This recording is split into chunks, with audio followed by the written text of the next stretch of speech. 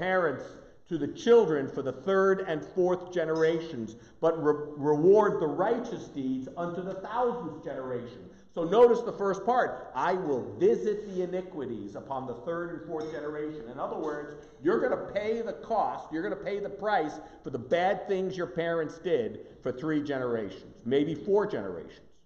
By the way, I don't know if you know, but I would think that that's a pretty sobering thought, right? God's not just going to hold me accountable, but my children, and my children's children, and my children's children's children. Huh. Okay. Let me think before I do this particular act. That's Leviticus chapter 19. Exodus chapter 20. Moses answered the people, be not afraid, for God has come only in order to test you, and in order that the fear of God may be ever upon you, so that you do not go astray. And finally, Jonah chapter 1 verse 9, and he said unto me, I am a Hebrew. And what is a Hebrew? The first thing out of his mouth is, I fear the Lord, the God of heaven, who hath made the sea and the dry land. So let's unpack this for a second. What do we do when we talk about the fear of God? Do we take it seriously? Is God holding us accountable? Is God going to smite us for our wickedness and reward us for our righteousness? How does it work? Do we have in today's society a sense of fear, or is it really out of reverence? In my community, right? In my community, I would say the fear of God does not enter into the discussion very much. In my community, it is more about, I'm going to do the right thing because this is what I believe, this is who I am, this is what my parents have taught me, this is what my cultural expectations are. But the fear of God? I mean, following the Holocaust, people have, in my community, tended to move away from God is punishing you for your sinfulness, because were all those 6 million who went up in smoke, were they being punished? Why do bad things happen to good people? If you remember, you're old enough to remember, Rabbi Harold Kushner wrote this best-selling book, When Bad Things Happen to Good People. By the way, not why bad things happen to good people, but when bad things happen to good people. So can we unpack this for a moment? Fear of God. How does the church understand it? I was at 2 services today. I'm a good Christian Episcopalian. I've been to 2 services. I didn't hear the fear of God once. Not once. What do you think? What's taught in the church? Yeah. Well, if you go back, I mean, Jonathan Edwards, fire and brimstone, angry God, sinners in the hands of an angry God. The image of a spider over the flames of hell. But that's hundreds of years ago. Exactly. So, yes, and I think people see that as old-fashioned, I think. Would you agree with Jim? Yeah. I think in today's church, it's more focused on mercy and forgiveness. And on awe. Awe. So, I would agree, and I think my synagogue has kind of worked in the same direction. We've moved away from that Calvinistic, what is it, Jonathan Edwards? Right?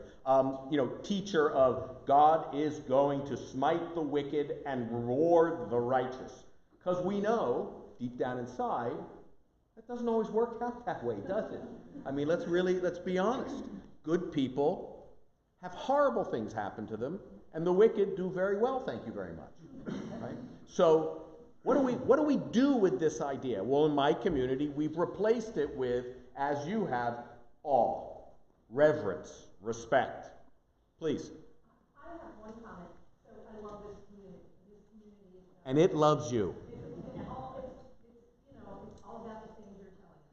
However, that being said, I was born and raised an Irish Catholic. Okay, and it's all about fear.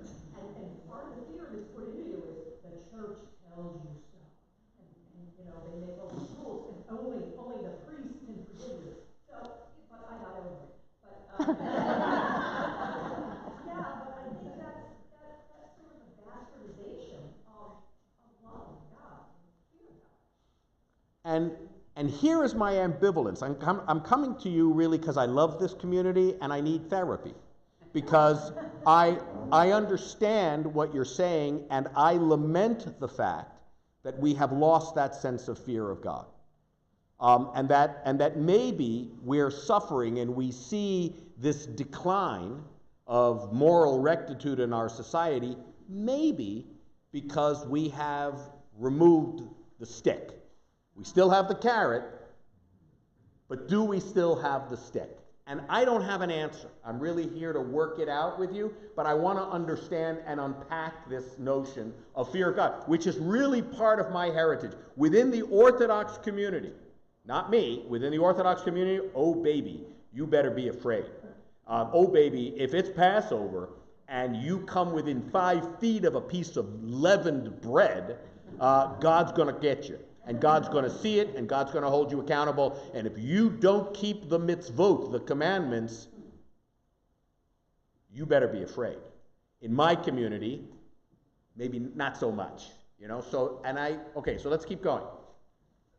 All right, so here's another example. This is, we just celebrated Passover, and I'm going to teach you this phrase. Oh, I got a pointer here. Oh, look at this. This is great. Go crazy. This is really good. All right, so right here. V'tirena ha'yolodot et ha'elokim.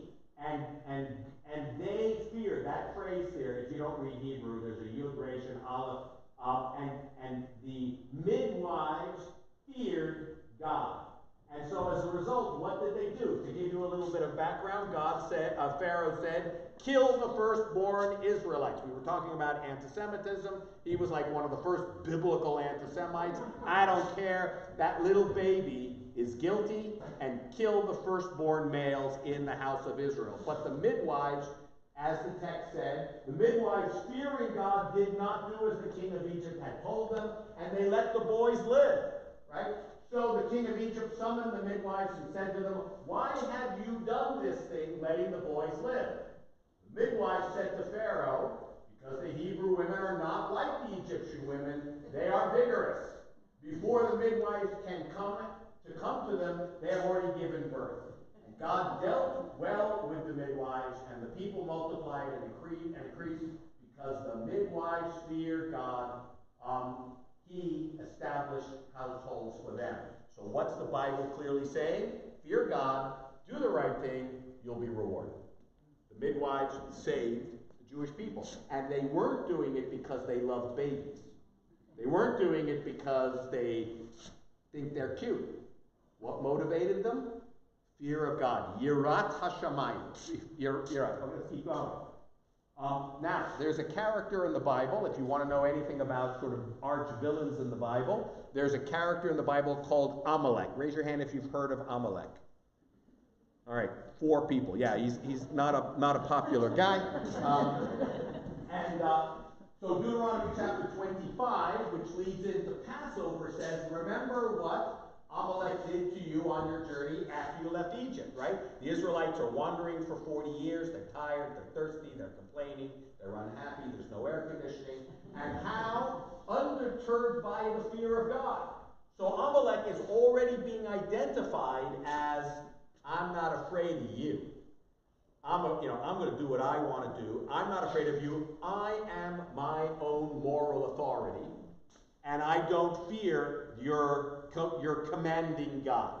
And so as a result, he surprised you on the march when you were famished and weary, cut down all the stragglers in the rear. Therefore, when the Lord your God grants you safety from all your enemies around you, and the land that the Lord your God is giving you as an inheritance, you shall blot out the memory of Amalek from under heaven. Do not forget. Now, Amalek was the first guy who attacked the weak stragglers. In our tradition, we celebrate a holiday called Purim. And Purim is when we tell the story of this wicked man by the name of Haman, who wanted to destroy the Jews, talk to the king Ahasuerus, and what do we do? It's a fabulous story about the power of women. Literally, the hero of the story is a woman by the name of Esther, and she convinces the king, hey, if you're going to follow what Haman said, and you kill all the Jews, well, I'm Jewish, and that's going to be really bad for our marital relationship. And he said, okay, fine, I won't kill all the Jews, and instead Haman gets hung on the gallows. Haman, according to the Bible, is a descendant of Amalek. And so when we celebrate Purim, we have something called a grogger, a noisemaker, and every time the name Haman is recited, you take your noisemaker and you blot it out. So you don't even have to hear his name. In fact, when we hear in Jewish tradition, if you're really observant and you hear the name of an evil person, you always end it with the phrase, Yamach Shemo. May his name be obliterated. Not may his family be killed, not may his family be destroyed, just may his name be forgotten. May he have no impact on the world. So when we hear Amalek's name, we blot it out. When I was a little boy, my rabbi taught me something really sweet. He said, you want to blot out someone's name? You write their name on the bottom of your shoe in chalk, and then you go back and forth in services, and you kind of wear it off. Now, I still have shoes. I'm an old-fashioned guy. I have leather soles on my shoes. That doesn't work anymore with kids because they're all wearing sneakers and you can't write on chalk on the bottom of your sneakers. But that's what I would do. You blotted out his name. But Amalek had no fear of God. The Bible is again setting up a positive and the negative, right? So let's keep going. Okay, so now I'd like to show you a little video. It's about 10 minutes of a woman who demonstrates the fear of God, but it's a modern story. It's actually a Holocaust story. A Polish woman who demonstrated this kind of courage. Let's see if I can, how do we do this? So nice to have you here.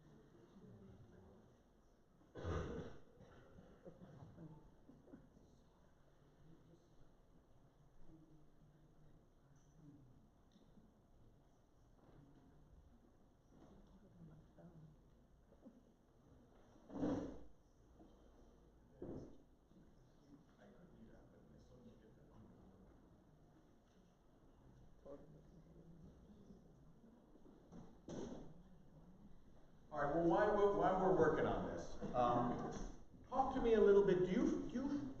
Am I alone in this, or do you feel, are you resonating with me a little bit on this topic of fear of God versus awe of God? Well, let's talk a little bit, and then hopefully by then we'll get this up and running. Yeah, please. It feels like a box, right? So if you kind of unpack this, what you're left with is a social contract with God that basically says, if you behave in the right way, here are the good things. But you kind of have to look at the corollary of that, which that means if you behave in the bad way, bad things are going to happen. Right? And so, a decade ago, the floods in New Orleans, and Jim Falwell comes on TV and he says, well, you know, they had the flood because they've been bad. And certainly there's a biblical foundation for that. But I don't really want to grapple with that, right? Because that means when someone gets cancer, is that their fault? So you either have to redefine fear, translate it in some other way, or contextualize it in some way that segments it and say, okay, this is a behavioral construct that talks about how you behave in the world and how you can interact with others, versus the kinds of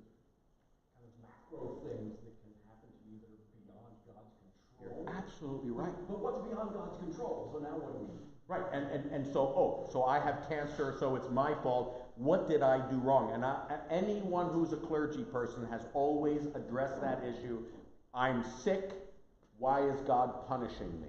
And there is that notion. But I agree with you. And I don't want that sense of tit for tat. But on the other hand, have we not successfully defanged God and said there's no moral accountability anymore?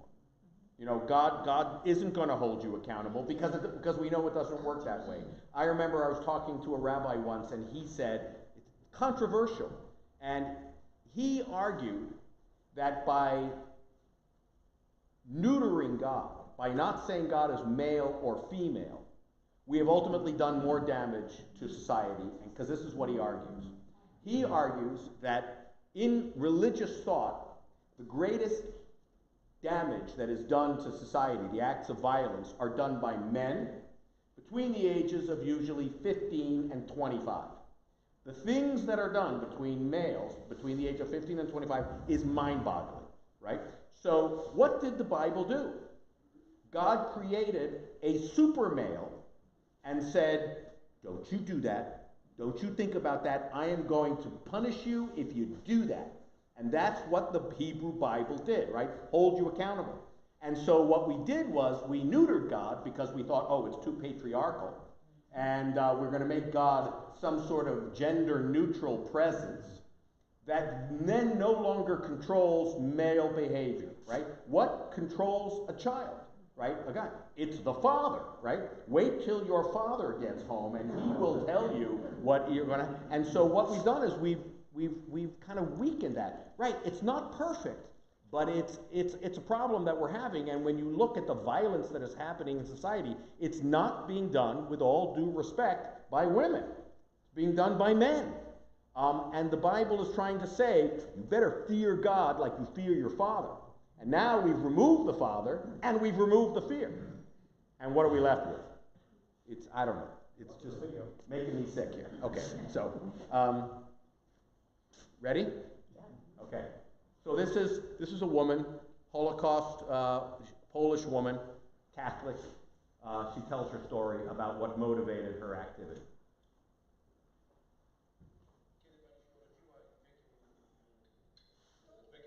Tu w Warszawie w 1927 roku. 1930. 27.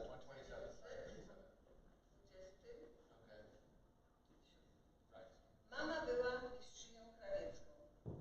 Bo nie krawcową, tylko mistrzyni krawiecka. To było coś więcej jak krawcowa. Tatuś był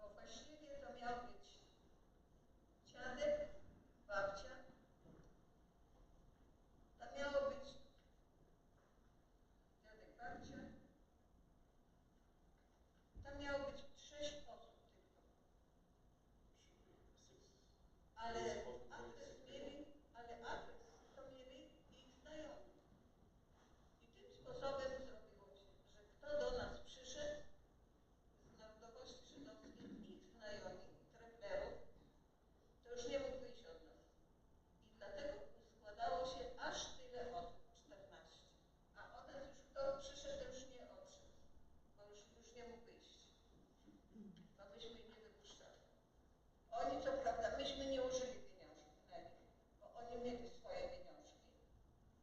I myśmy, ja jako dziewczyna 16-letnia, pół metra kartofli na swoich plecach. Ja dlatego mam żylaki teraz. Nie widać. Nie widać. Nie miałam koleżanek, nie miałam kolegów. Znajomi do mnie nie przychodzili. Jeżeli to ja do nich jeździłam. Dlaczego pani rodzice ocalili Żydów? Dlaczego to zrobili?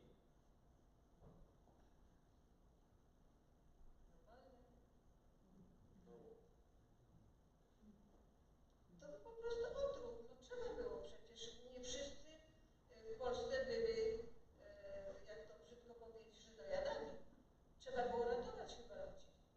Trzeba jego ratować. Bo najpierw zrobili porządek z Żydami, potem by zrobili porządek z nami. Przecież nas też montowali. Też by strzelali na ulicach. Są przecież tablice pamięci, gdzie ludzie byli rozstrzeliwani po 15 osób, po 5 osób, po 10 osób. Oni z nami to samo robili. Zabrali Jurka, tak?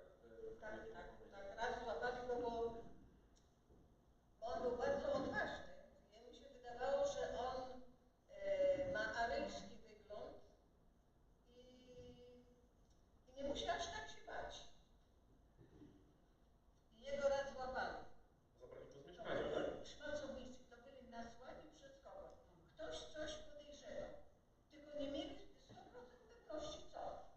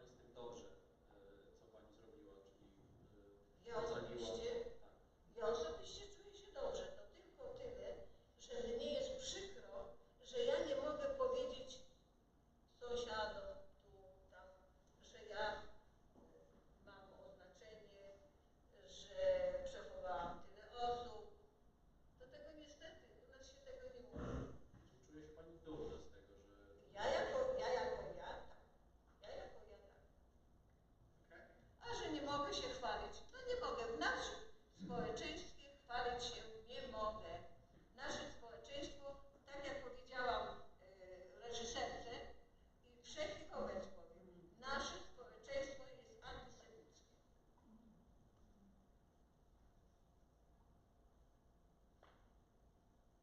Jak pani patrzy na ten medal, co pani czuje? Znaczy, proszę go wyjąć i spojrzeć na niego. Dumna jestem po prostu. Krzyczy się od Hena. Po prostu jestem dumna. Ktoś może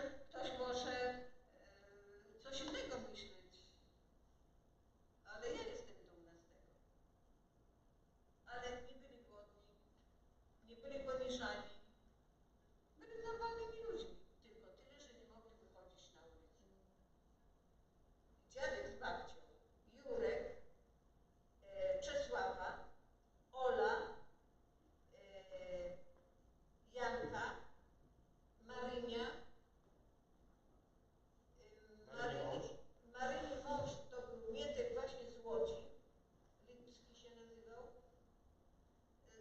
z mamą, Grynberg, z Rysią, to była zupełnie inna osoba.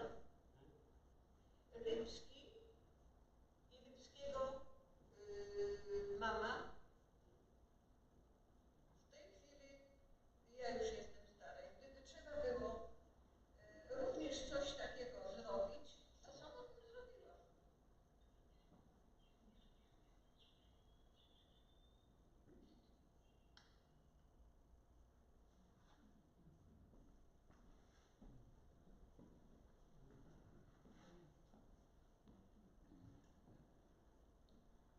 What are your reactions to her? Beautiful. Yeah, please.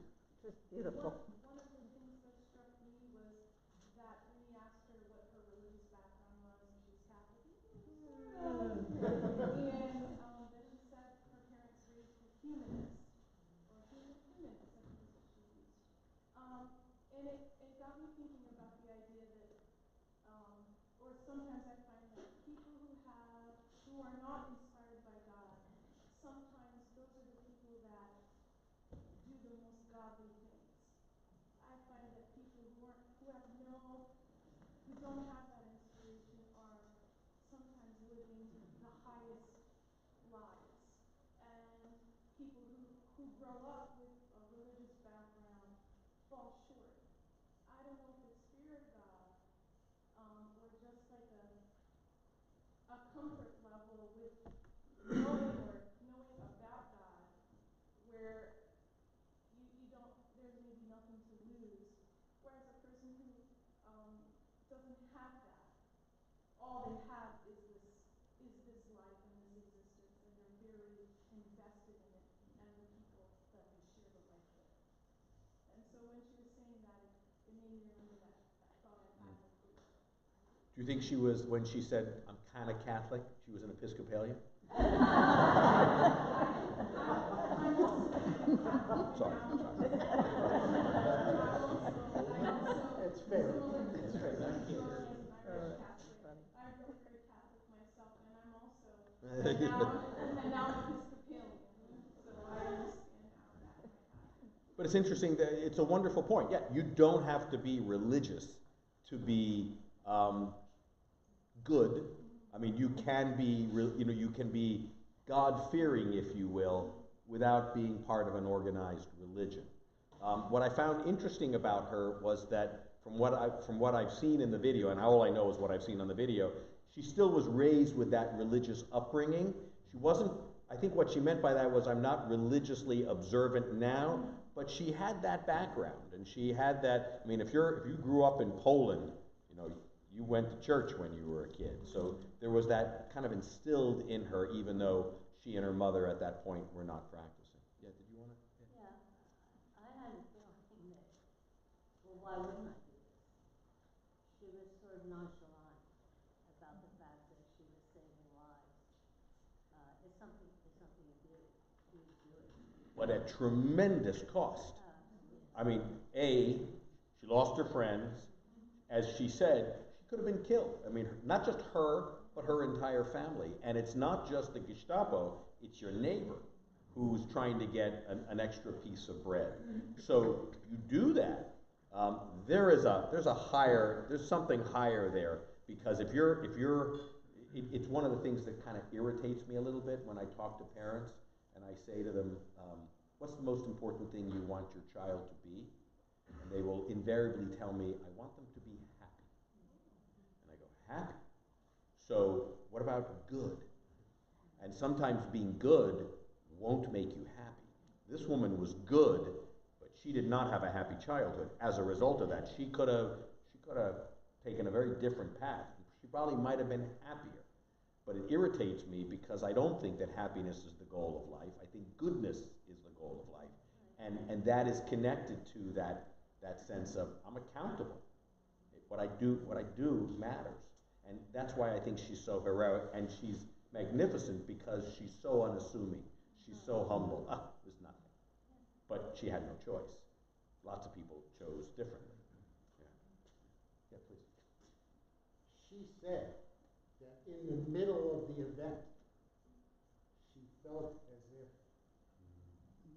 a higher power, so to speak, was Yes. giving her strength and looking down on her. What was her exact wording? I remember it. You But know, yeah. I don't remember exactly, but it was during the event she felt God was inspiring her, essentially. Let me take one more, and then I want to show you, and then we'll wrap things up.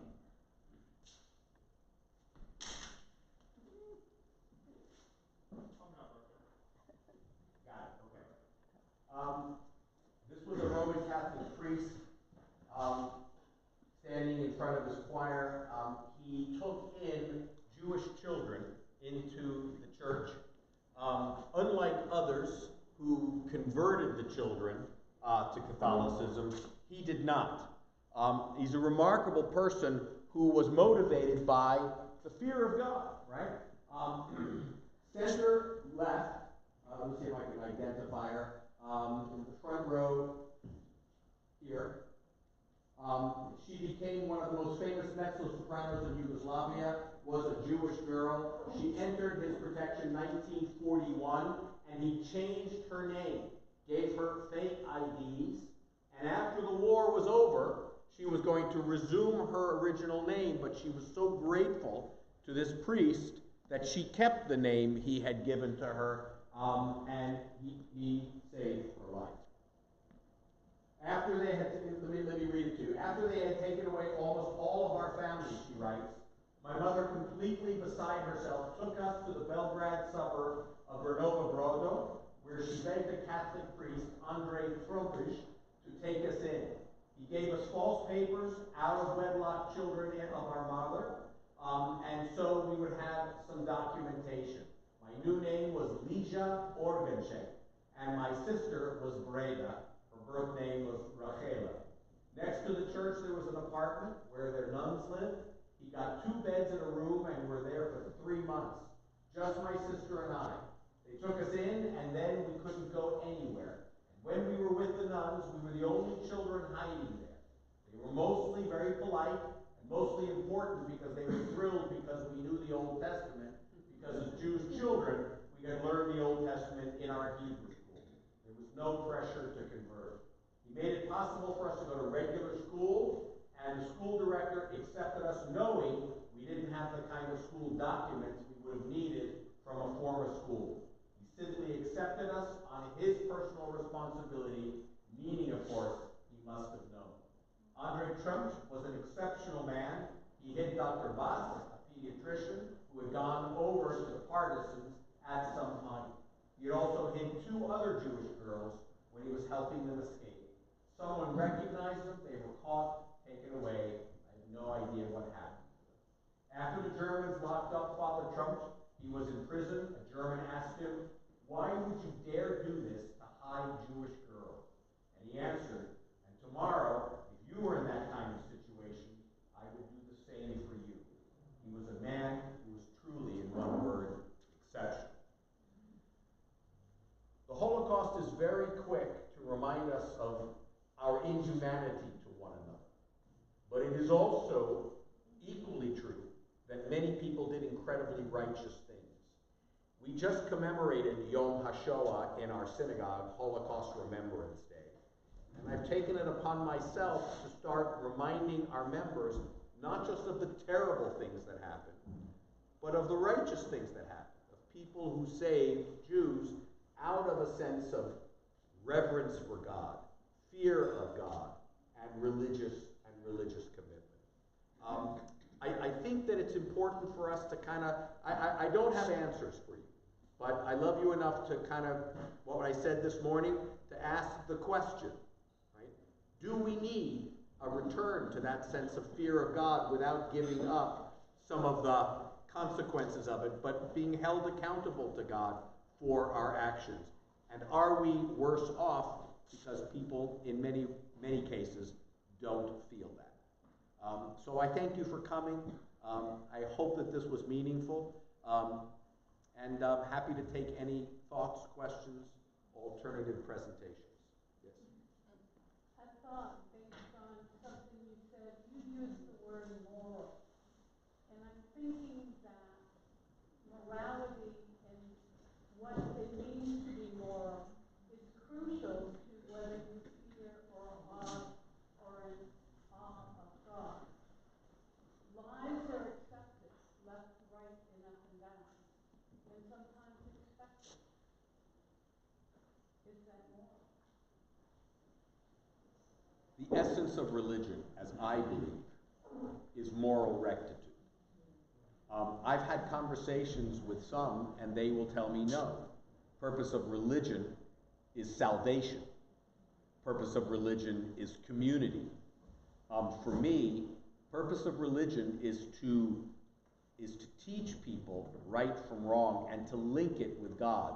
The first thing that God did when he took the Israelites out of Egypt was give them the 10 Commandments. Moving that sense of obedience to a human being to obedience to God. Fear of Pharaoh, if you will, to a sense of fear, or if you will, reverence for God. So for me, you cannot divorce morality from religion. There are lots of people that will tell you, no, you go to heaven if you believe, right? Judaism says, doesn't matter what you believe, what you do matters. And the gates of heaven are for the righteous of any faith, my tradition teaches. It's not, the key, if you will, that unlocks the pearly gates is righteousness, not faith. So for me, so that's one of the differences, I think, because I think in many Christian churches, it's faith. Please. Rabbi, if you couldn't replace the fear of God, the concept of the fear of God, with the concept of a reverence for God and his creation.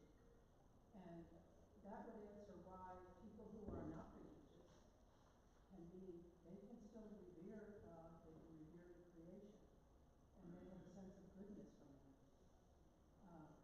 And by the way, I remember your story about don't ask that your children be happy. I think I remember you saying ask them to be brave. That wasn't me. That wasn't me. Well, it was somebody else. But it's good, but it wasn't. I would say I want my children to be good. Maybe be brave in being good. Yeah. But I think goodness is the driver for me, not happy. Oh, yes. But bravery is a good one. Yeah. Can you revere something without fearing it? I think you can. Can you revere someone without fearing them?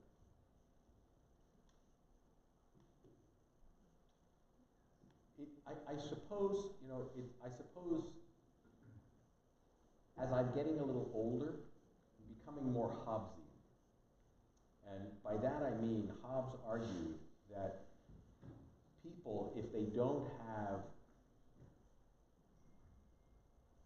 a police force, a moral authority that holds us accountable, people will run amok. So I think that reverence is good, But I think, and I know I'm wrestling with it. I'm not sure I have an answer. Is it enough? I don't know. I don't know. I'm equivocating. But it's something that I think about a lot. I don't. The reason why fear is important is, in my mind, is because there's a consequence if you don't do something. So if you fear God, there has to be a consequence if you don't do what God says you should do.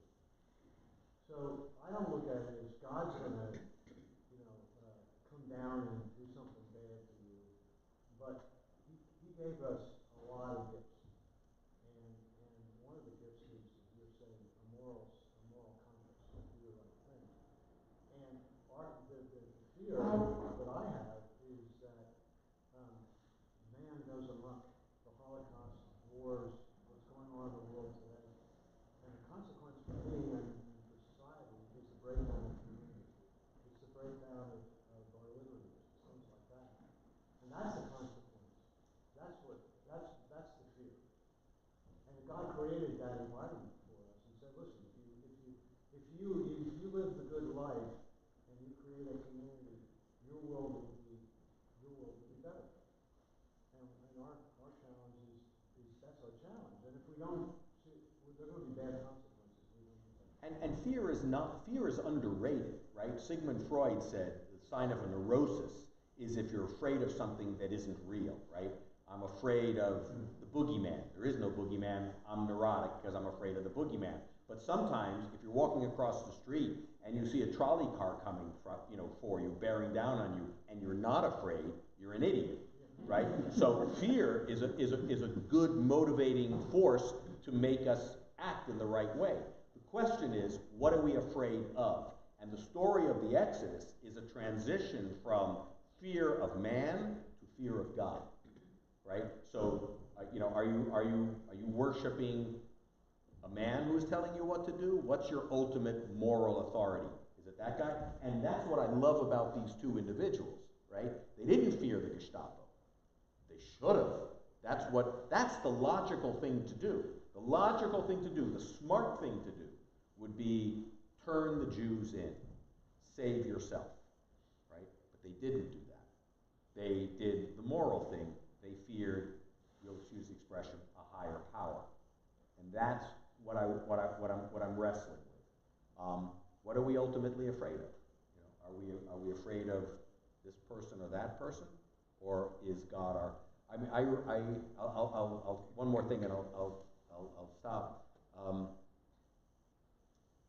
When I do memorial services and there's military honor guard, the notion is the religious service goes first, and then the honor guard, because it's God over country, right? We are serving God rather than serving a civil authority. I always let the honor guard go first because I want them to go home. I don't want to keep them there, But I remember one saying, no, we'll wait because God is first. God is higher, serving God, and so that's something to think about. And I don't know if we've lost that. That's what I'm kind of trying to get my head around. Yeah, one more. Yeah. If you lose that kind of authority, do you lose all the other authorities? Do you see a connection between lack of punishment, down with the police, all that emanating from some loss of fear of God? Certainly, we see a lot of that lack of respect all over. I mean, when I was a kid, if the doctor told me to do this, I respected the doctor. Now there's a lack of respect for the professionals. For lawyers, for doctors, certainly for police, for politicians, it's an undermining of authority. And questioning authority is not necessarily a bad thing, but there comes a point where there should be some little bit of fear. Yeah, that's a good point. All right, I'm sorry if I asked more questions than not, but I thank you for coming, and I'm happy.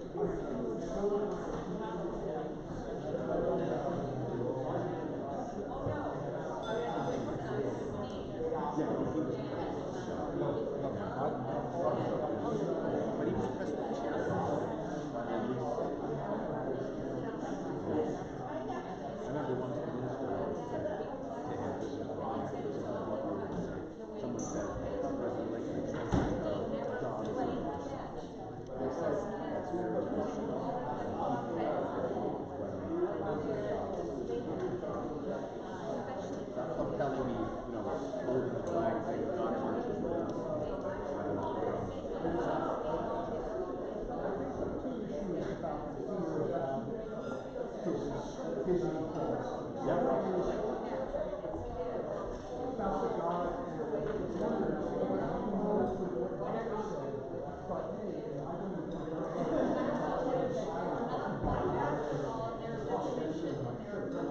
are the wings for the kind of distraction?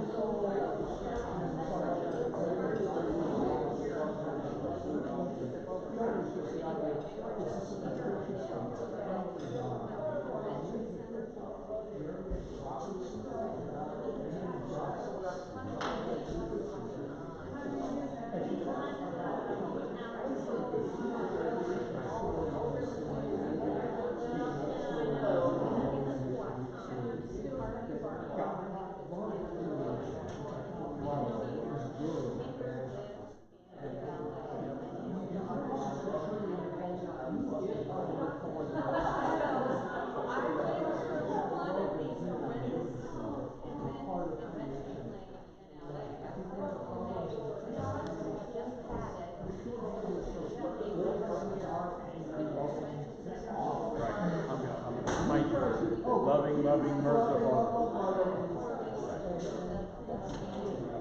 Well, it's almost like everything. I'm not sure what this is or whose it is. I guess it's the rabbi.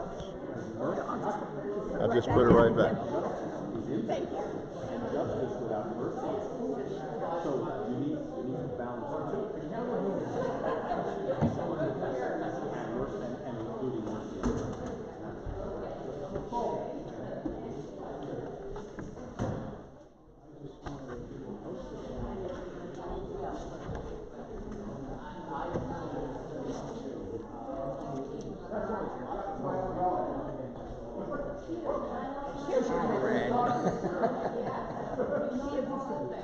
Girls good?